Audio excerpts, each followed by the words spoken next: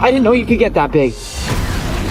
Welcome back, I'm Tyson. Spider-Man brand new day. Within an hour of the trailer dropping, it had over 1 million views. But here's the thing, the comment section is telling a story that's way more complicated than just hype. I went through over 2 dozen comments to find out what fans are actually excited about and what they're genuinely worried about. And I found something interesting. There's a real split happening in the fandom. The same trailer that's making people scream peak is making other people say this looks like AI. So let me break down what I found. I'm going to give you the 7 biggest takeaways from the fan reaction, and I'm going to tell you why this matters for the movie's chances, because here's the thing, the stakes for brand new day are higher than anyone expected. Let's start with the number 1 thing everyone is talking about, and I mean everyone, the Hulk. There were hundreds of comments about this and the reaction is basically the same across the board. Fans are absolutely thrilled. One commenter said, and I'm quoting here, "Hulk is finally Hulk again, thank God." Another said, "After 8 years, we finally get the real Hulk back." And this was everywhere. People are relieved. They've been complaining about Smart Hulk since Endgame,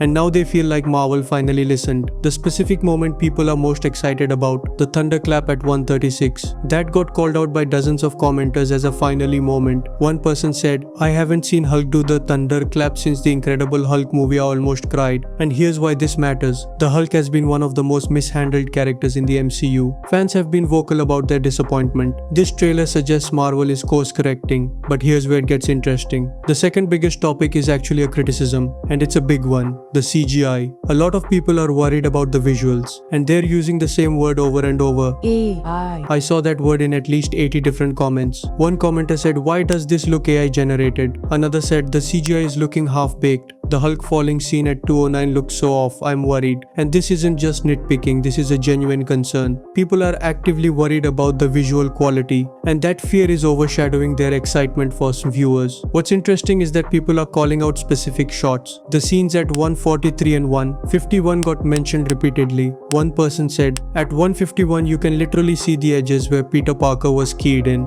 The green screen is visible." For the people who love you.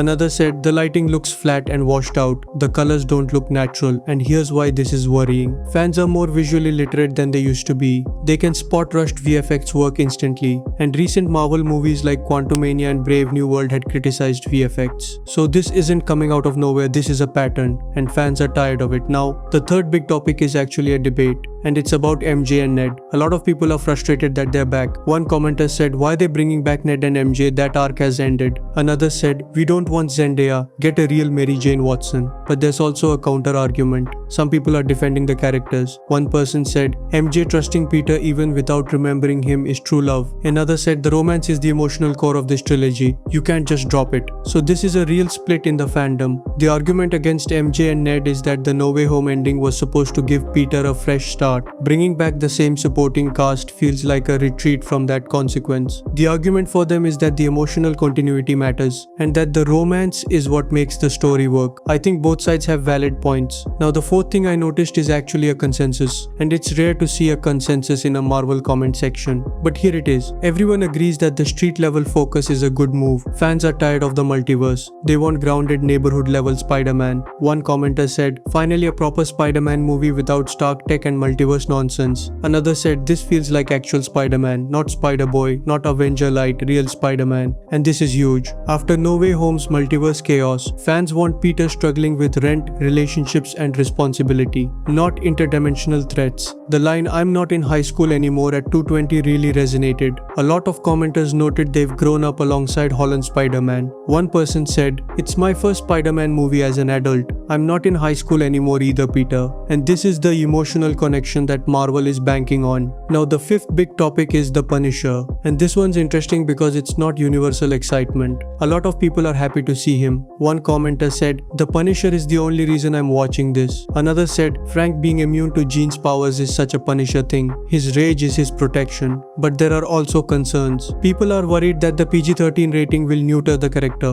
One person said, "I hope they don't nerf Punisher for PG-13. Another said, "Punisher in a PG-13 movie, that's not going to work." And this is a real tension. Punisher works best in an R-rated context. but Spider-Man is inherently PG-13. How Marvel handles this tonal clash will be crucial. The sixth thing I want to talk about is the fan theories, and there are a lot of them. The comment section is full of people speculating about the plot. The main theories are Jean Grey is the villain, the symbiote is involved, or Peter is turning into Man-Spider. The Jean Grey theory is the most popular. One commenter said, "It's obviously Jean Grey controlling Banner's mind. That psychic blast at 57 is Phoenix power." Another said, "The telepathic shockwaves, the mind control, that's Jean Grey. They're hiding Sadie Sink's face for a reason." The symbiote theory is also big. One person said, "He's totally got the symbiote. The black eyes, the increased aggression, the organic webs, that's Venom, not mutation." Another said, "The monster inside him line is classic Venom setup, and the Man-Spider theory is out there too." Some people think the spider DNA is taking over Peter's body. What's interesting about the theories is that they show engagement. Fans are invested, they're paying attention to details, they're trying to solve the mystery, and that's a good sign.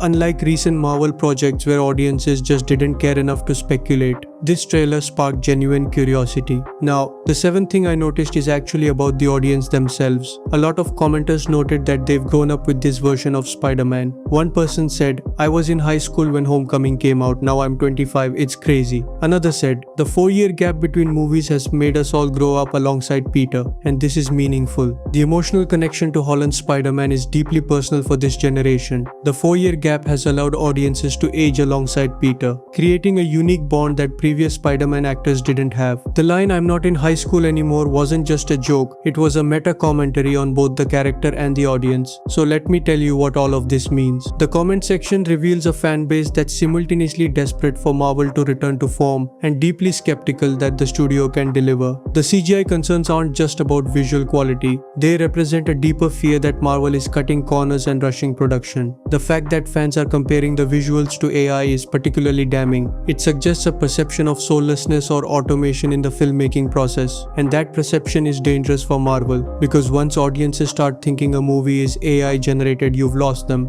But the excitement is also real. The Hulk is generating massive enthusiasm. People are relieved that Marvel is course correcting. The street level focus is universally praised, the organic webs are appreciated, and the darker tone is welcomed. All of these are positive signs, so what's the verdict? The success of Brand New Day could determine whether the MCU's creative renaissance is genuine or just more hype. A failure here and the doubters will feel vindicated. But if this movie delivers, if the Hulk finally gets his due, if the CGI holds up, if the grounded story works, Marvel could silence the critics and prove they still know how to make great superhero movies. The comment section has made one thing clear. The stakes for Brand New Day are higher than anyone expected. One commenter put it perfectly. They said, "This is the first Spider-Man movie as an adult, and I'm scared." That scared part is key. Fans aren't just excited or skeptical, they're emotionally invested. They want this to work because Spider-Man matters to them, and that's what this all comes down to. Marvel isn't just selling a movie, they're selling an emotional connection, and right now that connection is both fragile and powerful. But here's the question I'm still thinking about.